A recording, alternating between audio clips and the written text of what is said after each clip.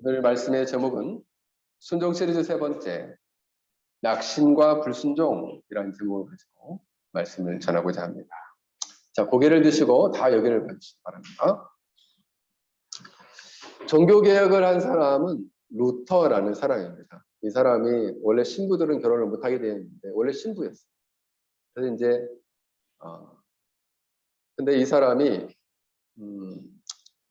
하나님의 말씀을 읽고 깊이 깨닫게 되면서 이 카톨릭 안에 있는 부패, 특히 면죄부를 팔아서 부를 축적하는 모습을 보고 종교개혁을 단하게 됩니다. 그래서 그는 카탈리나 폰보라라는 수녀와 결혼합니다. 1517년 10월 31일 날 95가지의 반박문을 비텐베르그 교회 정문에 게시하면서 종교개혁이 시작됩니다. 이때에 로마 카톨릭부터 이 루터는 파문을 당합니다. 파문을 당하고 웜스 국회에 출두하라는 명령을 받게 됩니다. 루터는 이 국회에 가서 자신을 최후 변론을 하게 되는데 이 변론을 통해서 변론이 잘못되면 정죄를 받아서 화형을 당하거나 불로 태워져 죽는 거예요. 또 하나는 불로 태워져 죽거나 아니면 추방되어야 되는 그런 위기에 놓이게 되었습니다. 죽거나 아니면 추방될 위기에 놓여 있으니까 어떤 마음이 들었을까요? 이걸 좀 피하고 싶은 마음이 들었겠죠. 근데 갑자기 이 루터 안에 두려움이 확 몰려왔어요. 무서운 두려움이 확 몰려왔어요. 두려움이 몰려오게 됐는데 이 두려우면 사람이 어떻게 될까요? 현재는 두려우면 사람이 어떻게 되지? 두려우면 어떻게 돼? 두려우면 어떻게 되지?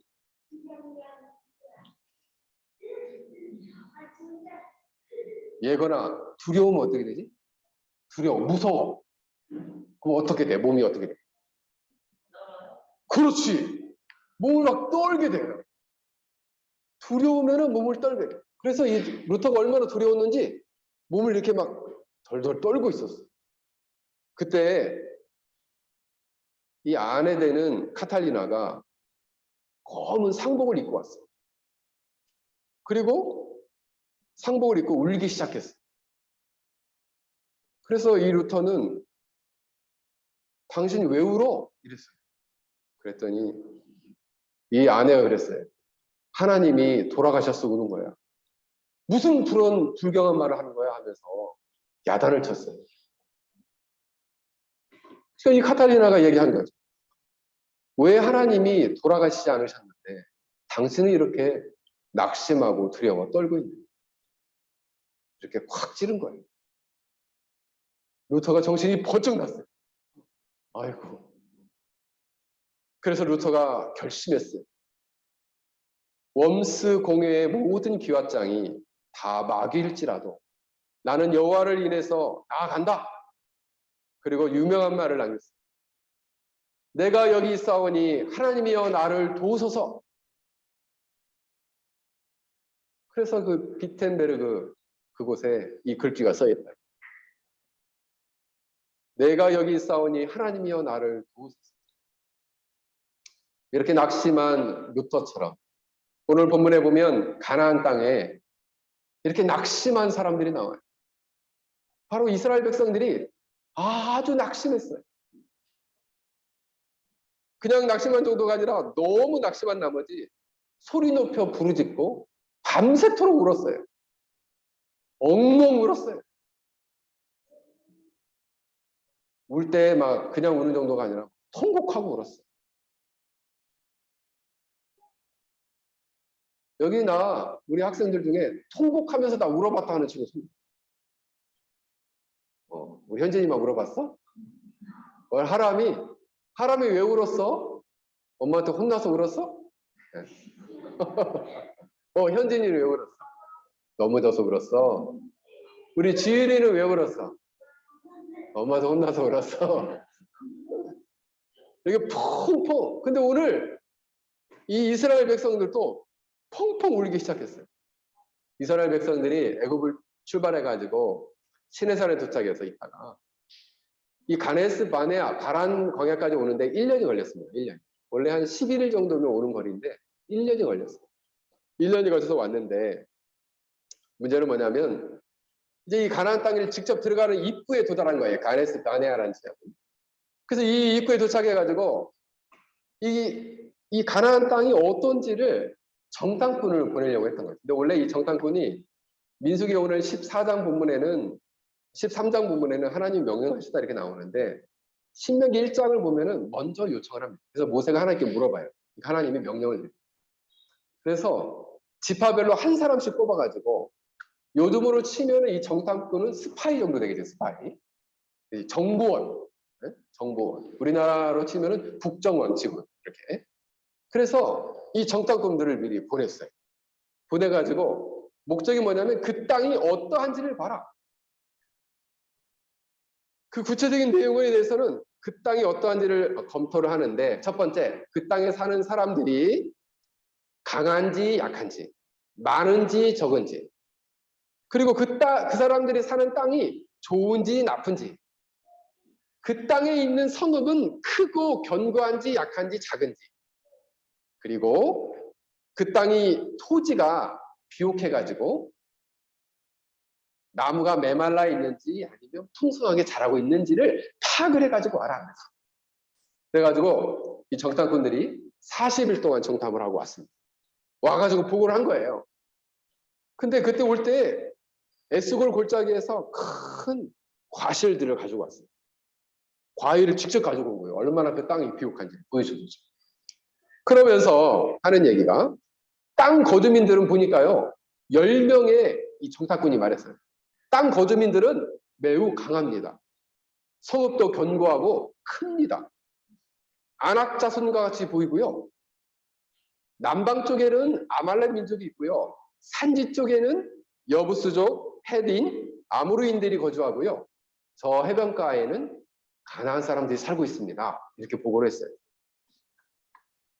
그때 갈렙이 일어서면서 백성들에게 자, 여러분 조용히 하세요. 내가 얘기할 테니까.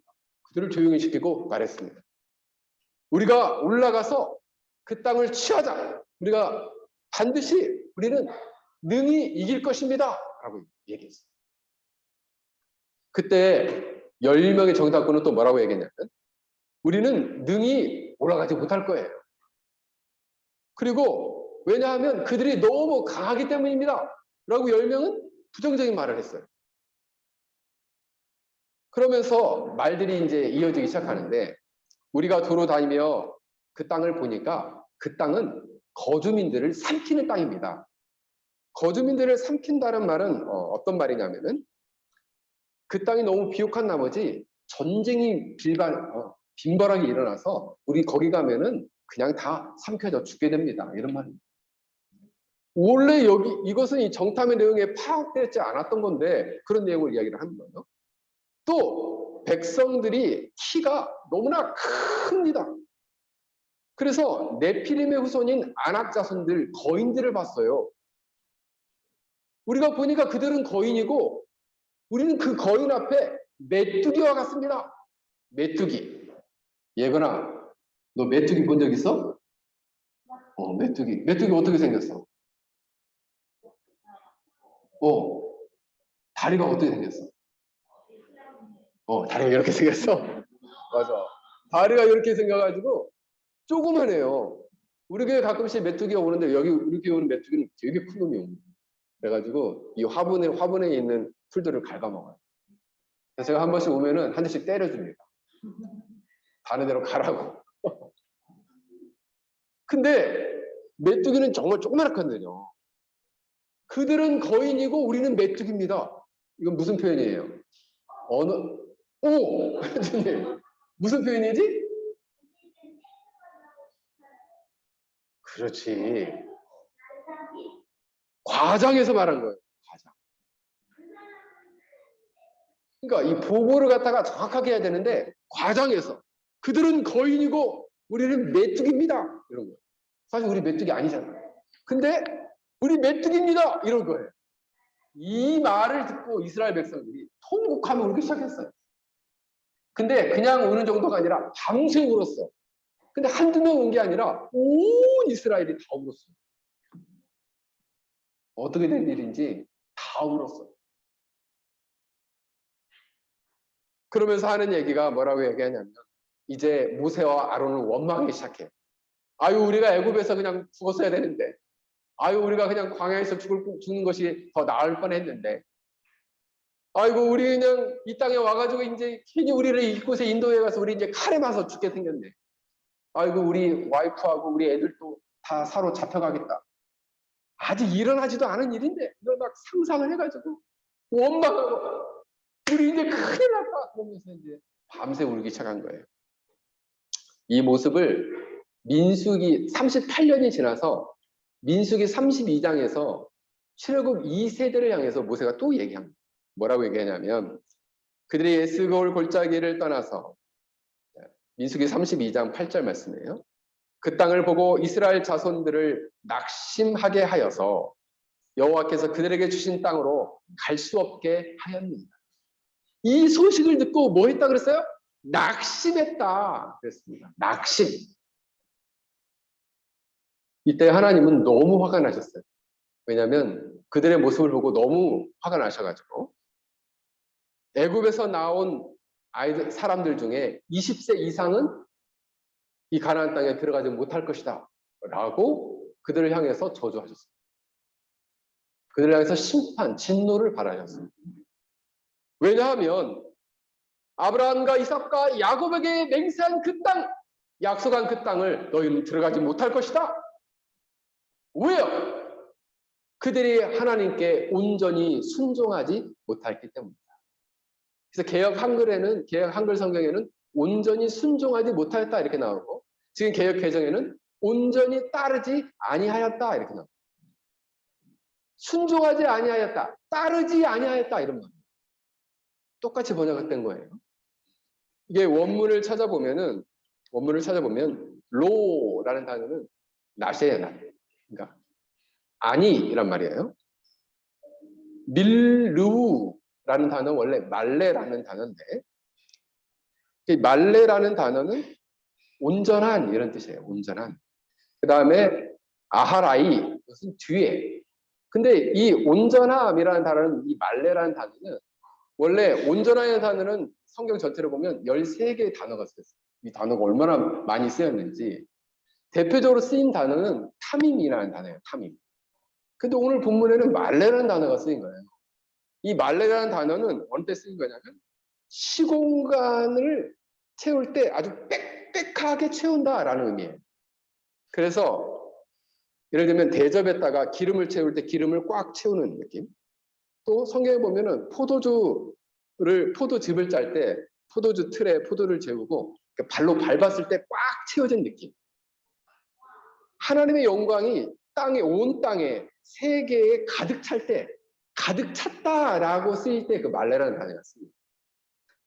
그리고 이 말은 뭐냐 하면 그 뒤라는 말은 그 하나님의 뒤를 따르며 하나님의 마음, 하나님으로 마음을 꽉 채우다 이런 말이에요. 여기는 채우지 아니하였다.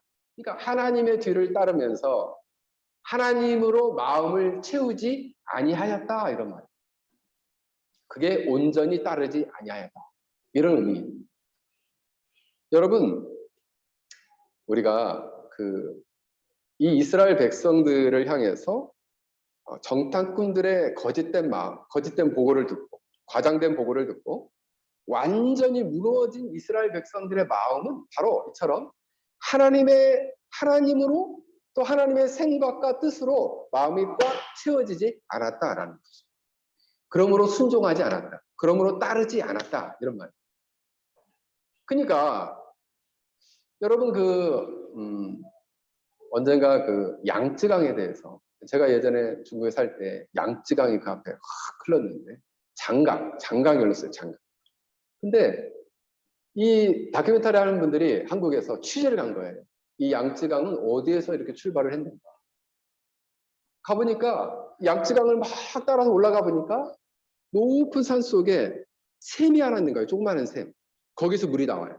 그래서 그 물이 물줄기가 되고 또 물줄기가 개울이 되고 개울이 시내가 되고 시내가 강이 돼서 대륙 전체로 흘러가는 거예요. 중국 대륙 전체.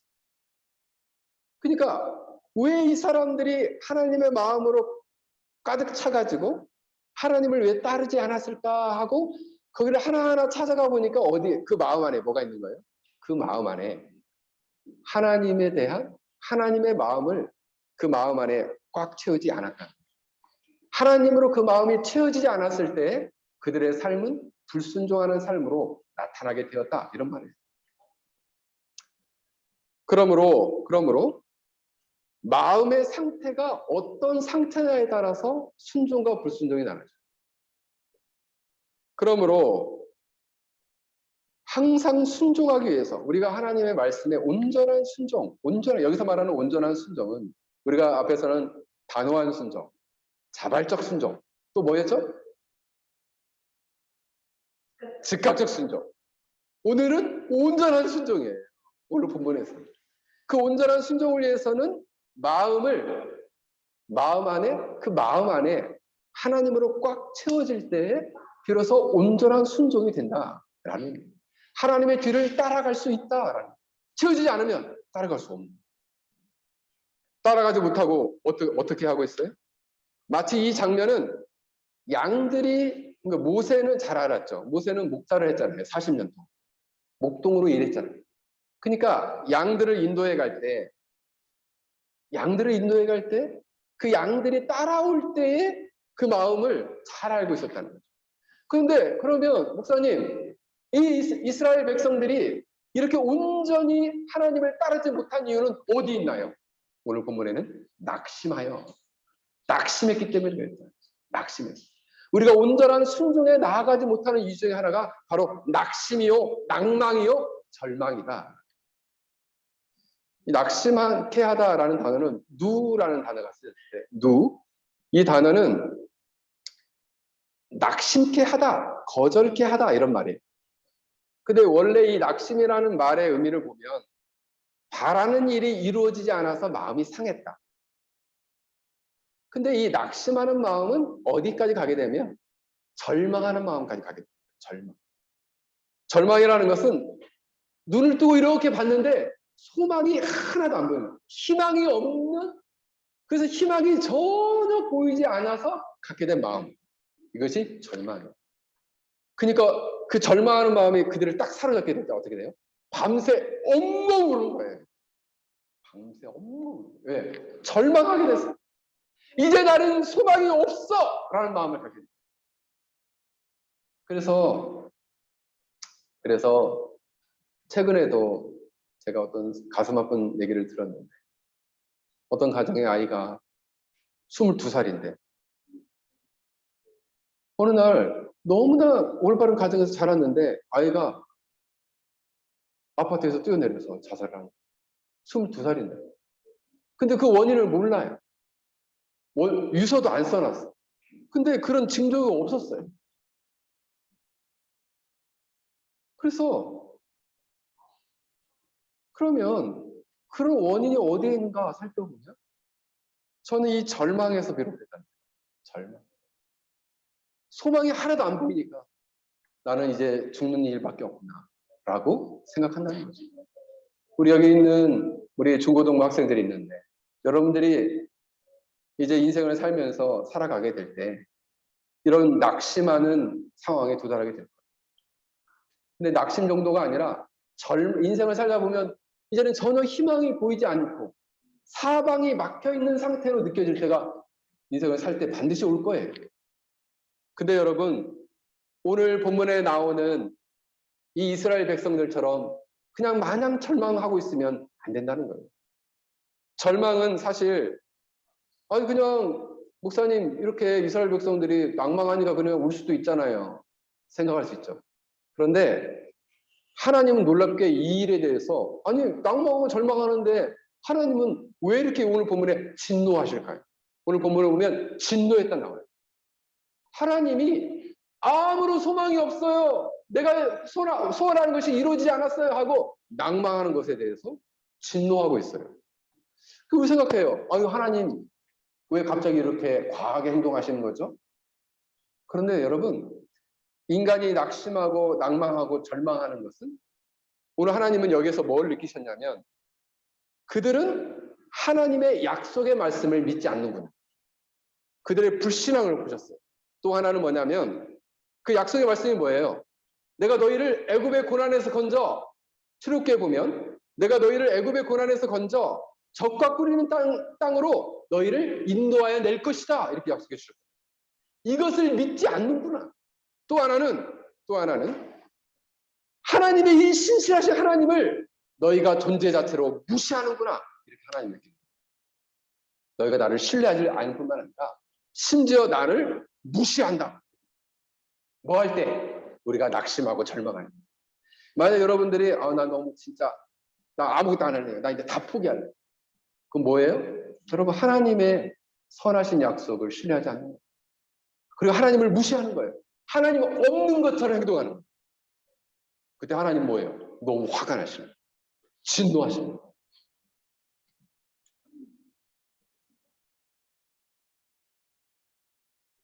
러브 크래포드라는 사람이 문학에 나타난 사람의 공포라는 제목의 글을 썼습니다. 근데 거기에 보면 코즈믹 호러라는 단어를 썼는데 이 단어는 인간이 느끼는 가장 원초적이고 오래된 공포가 있다는 거예요. 공포. 가장 오래된 공포. 그 공포가 뭐냐면 첫 번째, 미지의 것에 대한 막연한 공포가 제일 큰 공포라는 거예요. 가장 오래된. 그러니까 장래 미래가 보이지 않아서 미래를 알 수 없는데 벌써 자기는 메뚜기래요. 안 가봤잖아요. 근데 미지에 대한 공포, 미래에 대한 공포가 코즈믹 호러. 인간에게 가장 오래되고 무서운 공포라는 거예요. 또 하나는 인간이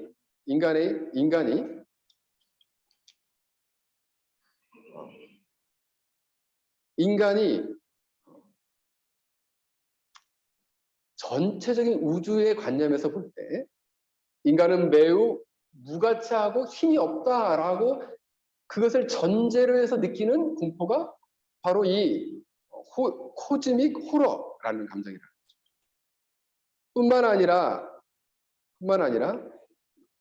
인간이 죄를 그러니까 자신 안에 있어서 무언가를 대적하고 그리고 죄를 대적하고 거부할 때 느끼는 공포. 그래서 그러니까 결국 뭐냐면 인간이 자신이 너무 연약한 나머지 미래에 다가올 미지의 것에 대한 막연한 두려움과 공포에 사로잡히게 됩니다. 그때 인간들이 어떻게 된다는 거예요? 절망하게 된다. 그때 인간들이 희망을 포기하게 된다. 나는 큰일 났구나. 아직 일어나지 않았는데. 그 공포에 그냥 사로잡혀서 그 공포에 사로잡힌 나머지 절망하고 낙심한다는 거예요. 근데 그 일을 하나님은 뭐라고 보시냐면 너희가 나를 무시하는구나. 너희가 나의 약속을 신뢰하지 않는구나. 라고 보신다는 거예요.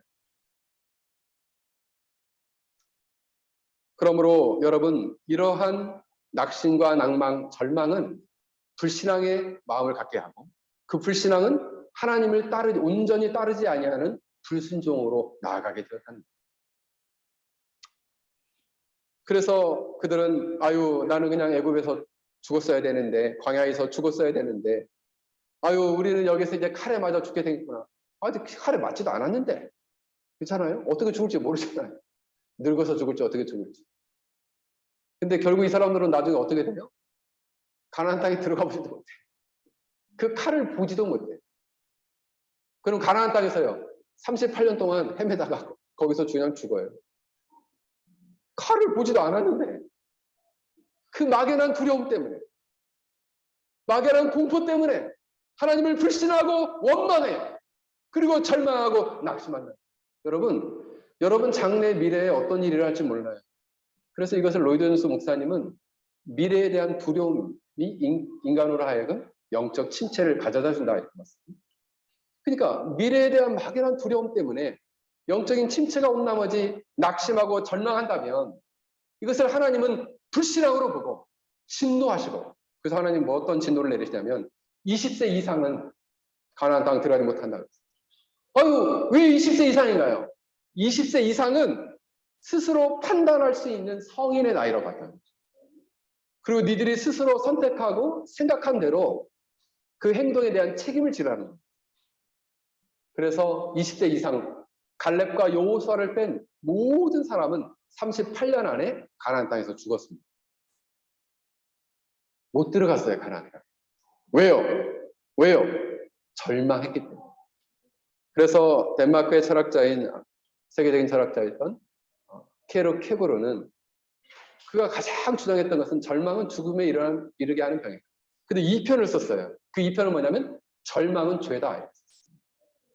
그 사람은 기독교인이었거든요. 절망은 죄다. 절망하는 건 죄입니다. 낙망하는 건 죄예요. 누구를 불신하기 때문에? 하나님을 불신하기 때문에. 하나님의 약속을 불신하기 때문에 그건 죄라는 거예요. 여러분들, 우리 학생들 이제 나중에 대학을 가면 나 대학 갔는데, 그러니까 뭐예요? 대학을 갔는데 나 취업길이 보이지 않아요. 고3들은. 그래서 우리 한국에서는 수능 시험 본 날 수능 때문에 자살한 학생들이 꽤 많다는 거예요. 그날 시험 보고 한두 개 틀렸다고 죽는 날도 있고, 아유 나는 이제 대학 못 가니까 난 살아서 뭐해, 난 죽어야 돼. 대학 못 가도 괜찮아요. 대학 못 가고 자기 원하는 거, 좋아하는 거 잘 찾아가지고 하나님이 기뻐하시는 일 하면서 살면 되잖아요. 우리 페낭에 있는 학생들은 그래도 엄마 아빠가 너무 고생하면서 여러분들 이곳에서 공부할 수 있도록 허락을 해줬는데, 여러분들 정말 공부 스트레스가 한국보다는 적잖아요. 그죠? 근데 여기서도 아유 내가 그냥 원하는 거 못해가지고 나는 그냥 너무 억울하고 원망하고 부모님 원망하고, 그죠? 절망하고 낙심하고, 하나님 안 기뻐하셔요. 오히려 하나님은 그러한 인생에 대해서 진노하셔요. 사랑하는 성도 여러분, 이렇게 절망하는 사람에게는 행복이 없고 웃음이 없어요. 단테라는 사람이 쓴 신곡에 보면 지옥의 입구에는 이런 글귀가 쓰여 있다고 합니다. 이곳에 들어오는 모든 자들은 소망을 포기하라. 희망을 포기하라. 즉 절망하는 자는 이 땅에 살고 있지만 지옥에 사는 사람과 똑같아요. 지옥이 따로 없다. 난 소망 없어요. 그러면 그곳이 바로 지옥이에요. 지옥이라는 것은 절망이 영원화된 곳이 지옥이에요. 그래서 뜨거운 불 속에서 거르지만도 못한 인생을 사는 것이 바로 절망 속에 살아가는 인생입니다. 여러분들이 이 땅에서 절망하고 살아간다면 지옥에 사는 사람, 아유 그냥 이렇게 살다가 살면 뭐합니까? 희망도 아무것도 없는데 내 목숨을 칵 하고 끊어버려야지. 그럼 어디로 가요? 하지나 그럼 어디로 가? 제이슨 그럼 어디로 가? 지옥 가. 지옥에 떨어져. 여러분, 여기가 지옥이니까 죽어야지. 그럼 지옥이에요. 지옥 가고 싶어요? 자기 생명을 스스로 끊으면 안 돼요.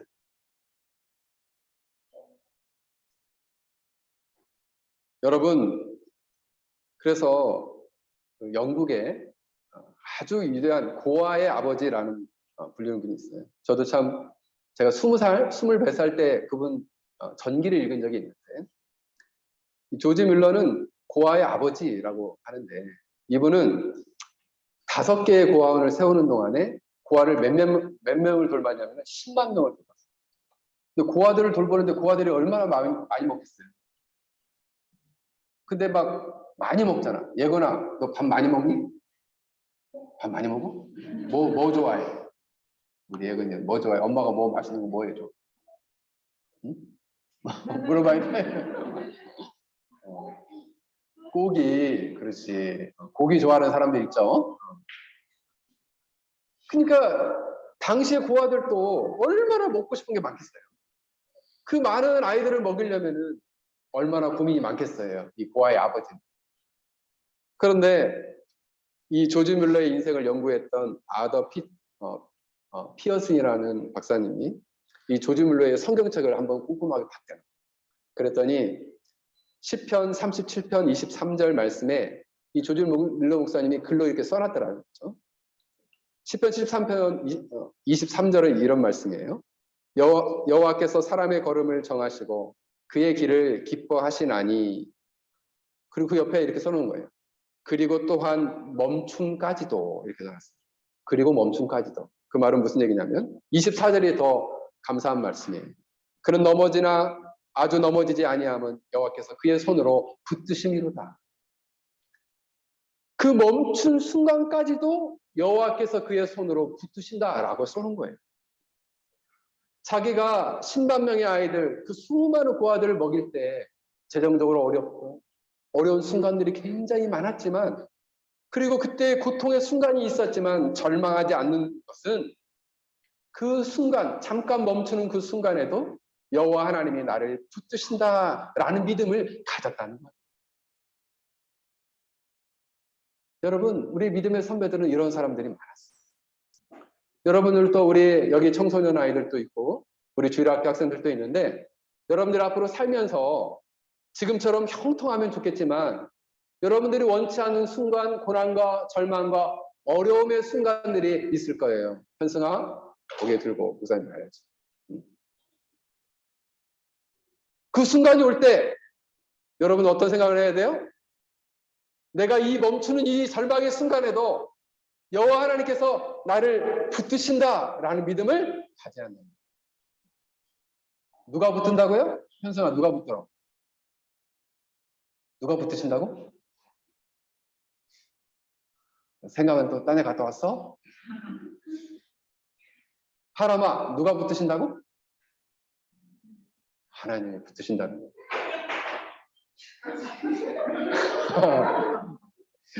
그러나 넘어지나 아주 엎드러지지 아니하면 여호와께서 그의, 현재나 그의 무엇으로 붙은다 그랬어?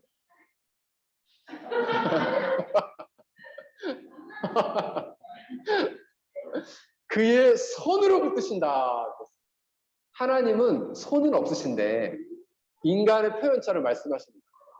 하나님께서 그만큼 그들을 붙으신다는 거예요. 어떤 순간에? 멈추는 순간에, 넘어지는 순간에, 미끄러지는 순간에도, 절망의 순간에도, 낙심의 순간에도, 낭망의 순간에도 하나님이 우리를 붙으신다. 여러분 믿으십니까? 이런 믿음을 가지세요. 그런데 이스라엘 백성들은 이런 믿음이 없었어요. 그래서 밤새 통곡하고 울었어요. 그리고 하나님의 심판을 받았어요. 사랑하는 성도 여러분, 우리가 원치 않는 낭망의 순간, 절망의 순간이 올 때 이처럼 하나님을 굳게 붙들 수 있기를 주의 이름으로 간절히 축원합니다. 이 12 정탐꾼 중에 두 사람이 있었어요. 그 두 사람은 여호수아와 갈렙이었어요. 이 두 사람은 그들과는 달리 이렇게 얘기했어요. 그들은 이렇게 생각했어요. 가나안 족속들이 우리보다 훨씬 체격이 크고 발달된 무기와 그리고 견고한 성읍을 가지고 있는 건 사실입니다. 그런데 그리고 주님이 말씀하신 대로 그 땅은 참 아름다운 땅이에요. 그런데 강대한 민족이라도 하나님이 나와 함께 하시면 우리는 능히 이길 수 있습니다 라는 믿음이 있었잖아요. 그러면서 그들을 향해서 말했어요. 여러분, 우리가 올라가서 취하자. 우리가 능히 이기리라 말했습니다. 그러자 막 그들이 원망하고 막 불평하고 난리가 났어요. 근데 이 소식을 듣고 모세 온 회중이 막 펑펑 울고 통곡하니까 모세와 아론이 그 온 이스라엘 백성 앞에 그냥 바짝 엎드려 버렸어요. 그래서 저는 이분들이 왜 이렇게 엎드려 버렸나 보니까 엎드려서 하나님께 기도하기 시작했어요. 그때 그 일에 여호수아와 갈렙도 동참했어요. 그래서 옷을 확 찢으면서, 이 옷을 찢는다는 얘기는 하나님께 커다란 결단을 보여주는 거예요. 그러면서 얘기하기 시작했어요.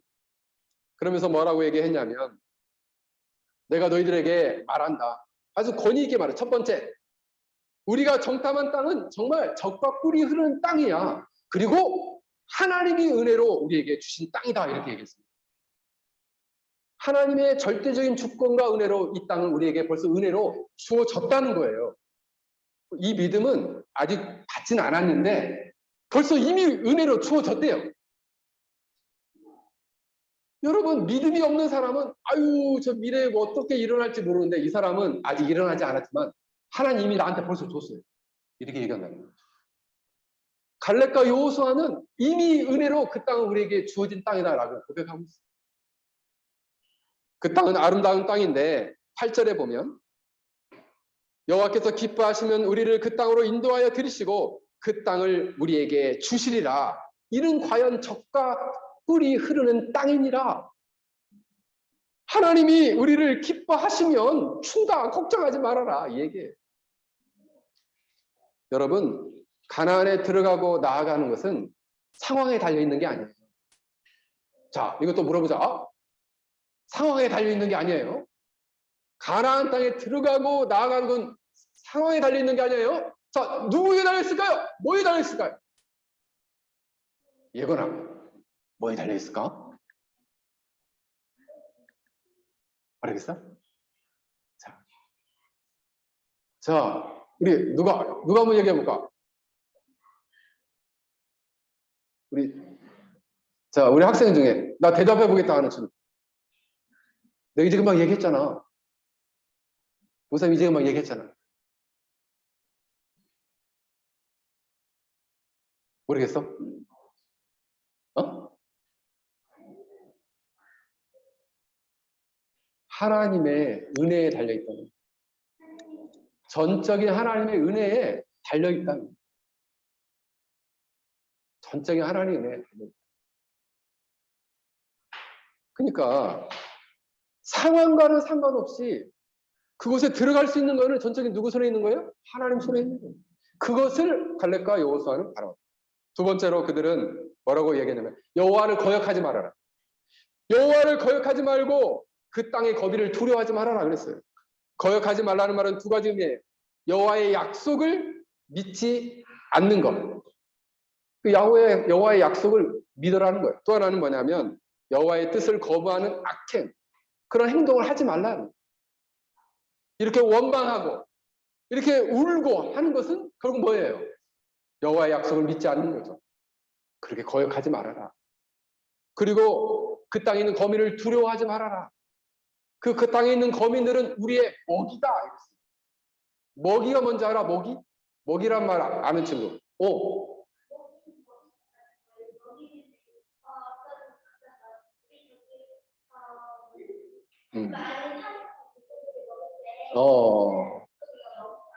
그렇지. 우리 번역에는 먹이라고 보이는데 예전 개역 한글에는 밥이다 이렇게 번역했습니다. 근데 원문에 보면 레헴이라는 단어예요. 베들레헴 할 때 그 레헴, 빵, 떡. 그러니까 빵이다, 떡. 그들은 우리의 빵이다, 떡이다. 우리의 밥이다. 그 얘기는 뭐예요? 상황이 너무 강대하고 막 힘이 세면 세고 너무 어려우면 어려울수록 밥상이 크게 차려집니다. 믿음의 눈으로 보면. 왜요? 하나님이 너무 크게 역사할 일만 남은 거예요. 믿음의 눈으로 크게 보면, 불신의 눈으로 보면 아이고 무서워, 아이고 두려워 이렇게 된다. 믿음의 눈으로 보면 아이고 밥이 엄청 크네요. 빵이 엄청 크네요.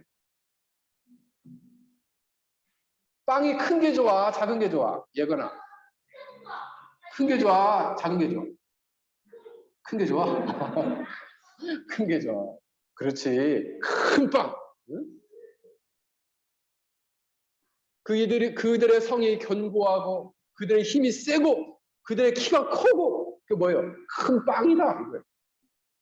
하나님이 더 크게 역사한다. 너희들 기대해라 이런 거예요. 그러면서 이렇게 말해. 그들의 보호자는 떠났고 우리의 하나님은 우리와 함께 하느니라. 그들의 보호자는 우상이었어요. 우상은 없다. 진정한 신은 우리 여호와 하나님이시다. 그 하나님이 우리와 함께하면 그들은 우리의 빵이다. 그랬습니다. 그래서 민수기 32장에 38년이 지난 다음에 모세가 이렇게 평가를 합니다. 갈렙과 여호수아는 여호와를 온전히 따랐느니라, 온전히 순종하였느니라 이렇게 평가합니다. 38년이 지납니다. 그래서 뭐라고 얘기하냐면 미루 아할레이 아하레 아도나이, 여호와의 뒤를 따라 꽉 채웠다 이런. 그러니까 여호와 하나님의 뒤를 따라서 여호와 하나님의 뜻으로 마음을 꽉 채우고 그 뒤를 온전히 따라갔다. 그 마음으로 하나님의 뒤를 따라가게 될 때, 주님의 마음으로 꽉 채워서 그 뒤를 따라가게 될 때, 하나님께서는 저 태산과 같은 성읍도 무너뜨려 주시고 거인들을 쓰러뜨려 주시고 그들의 무기를 다 파괴해 주신답니다. 아무리 돌과 같은 단단히 보이는 것들을 할지라도 하나님이 우리와 능력적으로 함께 하시면 그 돌도 다 부서져 버린다. 얼음도 녹아져 버린다. 라는 믿음을 그들이 가졌다는 거예요. 여러분, 그들은 이러한 믿음이 있었기에 온전하게 하나님의 뒤를 꽉 차게 따라갔다. 어느 한 청년이 한 목사님과 면담을 했답니다. 그래서 이 목사님 볼 때 이 청년은 이 새벽 기도가 정말 필요하다. 그래서 면담을 해서 처방을 내렸어요. 새벽 기도를 시작을 해봐라. 일주일이다. 그랬더니 이 친구가 하는 얘기가, 목사님, 저요 야근이 많아가지고 도저히 저는요 늦게 잠을 자는 데다가 저는 그냥 아침형 인간이어서 아침에 일어나면은 온 몸이 천근만근입니다. 저는 제가 다른 거 다 할 수 있는데 제발 새벽 기도만은 안 됩니다. 이렇게 얘기를 했대요. 그래도 그러지 말고 일주일만 좀 한번 해봐. 그랬더니 이 청년이 일주일 뒤에 다시 목사님을 찾아왔어요. 목사님, 제가 예전에 새벽 기도 못 드린다고 말씀드렸잖아요. 근데 그건 사실 제 현실이 너무나 바쁘고 힘들기 때문에 그렇게 말씀을 드린 건데 제가 한 가지 빼먹은 것이 있습니다. 뭘 빼먹었는데, 이 어렵고 도저히 견디기 힘든 이 상황 속에서 자기가 하나님께 기도를 하면, 새벽에 깨어 기도를 하면 하나님이 그 기도 시간을 통해서 그 한계 상황을 뛰어넘는 새 힘과 능력을 주신다는 것을 제가 이걸 미처 깨닫지 못했어요 라고 말했다는 거예요. 그냥 기도도 노동인 줄 알고 하면 더 피곤해지겠지라고만 생각했지, 그 기도 시간을 통해서 새로운 힘과 능력을 부으실 거라는 것을 자기가 생각하지 못했다. 여러분, 그렇습니다. 우리가 이 새벽기도 요즘 온라인으로 안 할 때는 우리가 한 10명 가까이 온 적도 있었는데 요즘 지금 몇 사람만 좀 열심히 지금 자리를 지키고 있는데, 여러분 좀 물론 온라인으로 다른 새벽에 이제 우리 자매 중에 한 분은 눈이 부셔가지고 운전을 못하는 분이 계셔서 그런 분들 할 수 없죠. 근데 여러분이 나올 수만 있으면, 교회까지 가면 좀 피곤할 텐데요, 나와서 더 기도하면 하나님이 갑절의 은혜를 주신다는 건 왜 생각을 못할까요? 그렇잖아요. 그냥 온라인으로 하면 되겠죠. 그 온라인으로 하는 마음과 힘들어도 새벽을 깨우고 아침 일찍 해가지고 이 강단에 나와서 이 앞에 나와서 열심히 기도하는 것과 하나님 어디에 더 은혜를 주실까? 자, 이거 우리 현진이한테 물어봐요. 그래요. 어디 더 은혜를 주실 것 같아? 그렇지. 그래. 우리 지율이. 그래, 지율이 하고 싶어.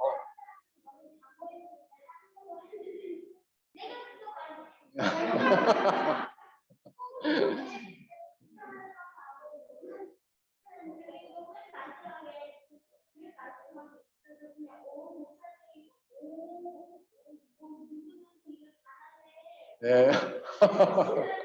네. 그래, 이제 목사님 설교하자.